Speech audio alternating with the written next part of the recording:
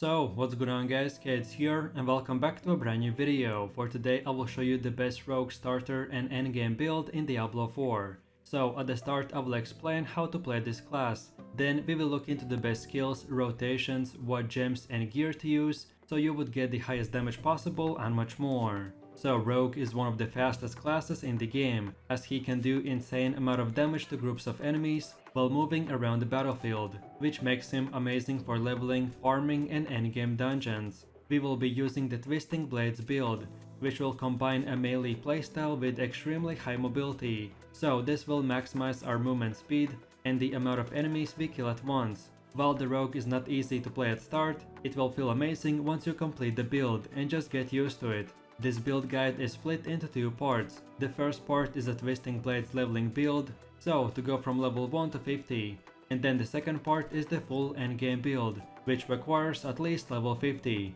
So with that said, let's move over to the leveling build. So to start off, from getting to level 3, we have to put 2 points into these two nodes. Then from level 4 to 7 we spend 4 points in here, then from level 8 to 15 we will get 8 points, which we wanna use by getting all of these nodes. And don't forget that once you reach level 15, you have to complete a short questline, starting in Menestead Fracture Peaks, that will unlock the ability to get your specialization. Then from level 16 to 31 we will get 16 points, which we should spend by unlocking and upgrading all of these nodes. And then lastly, from level 32 to 50, we will get 18 skill points, which we should spend on these specific nodes. And then lastly, don't forget about the renown, which after you gather all the renown in the game, you will get 10 extra skill points. I recommend to spend them towards your leveling progression, as I just explained a second ago, and then in the endgame build I will show you where to spend your last 10 leftover skill points.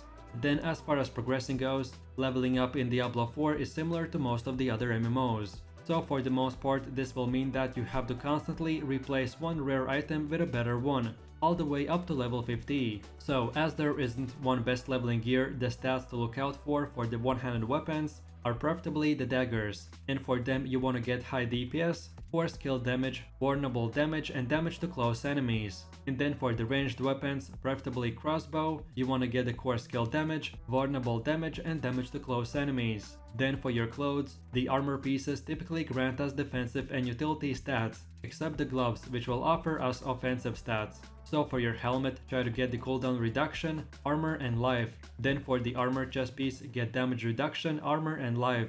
Then for gloves, get the Twisting Blades rank, critical strike chance and attack speed. Then for pants, get the damage reduction, armor and life.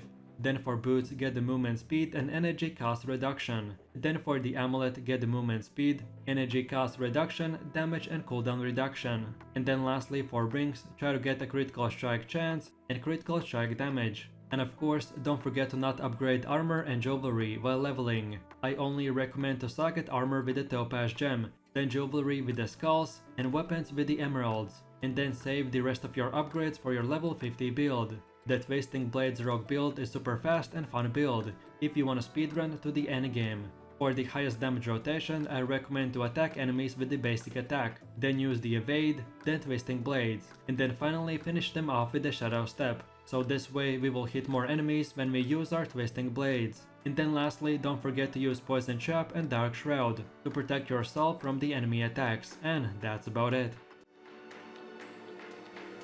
So now let's move over to the second part, where I will show you your endgame rogue build. So by this point you should be familiar with the Twisting Blades playstyle, then as well what gear stats you should look out for and etc.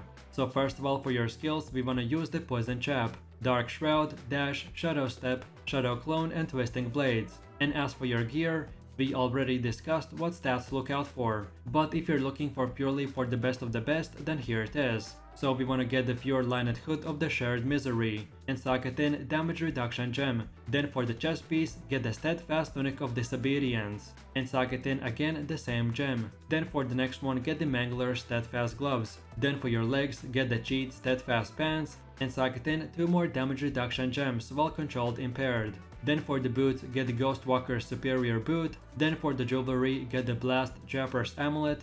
Then for the first ring, get the Acceleration Ring, and then for the second one, get the Ring of the Umbral. And then lastly for the weapons, get the Blade Dancer's Warcaster, and socket in the critical strike damage to vulnerable enemies. Then for the next weapon, get a smithing gladius sword and socket in the same gem. And then lastly get the edge master's short sword and socket in one more critical strike damage gem.